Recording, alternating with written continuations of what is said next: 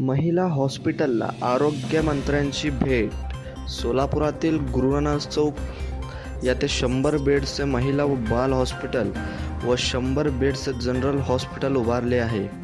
या सरकारी हॉस्पिटलला आज राज्याचे आरोग्यमंत्री तानाजी सावंत यांनी भेट देऊन यातील कामकाजाचा आढावा घेतला.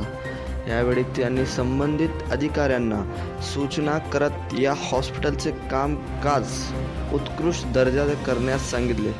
तसेच काही त्रुटी आढळल्यास संबंधितांवर कारवाई करण्याचा इशाराही त्यांनी दिला. यावेळी जिल्ह्यातील आरोग्य अधिकारी उपस्थित होते. ताज्या बातम्यांसाठी संपर्क साधावा. Era news Solapur.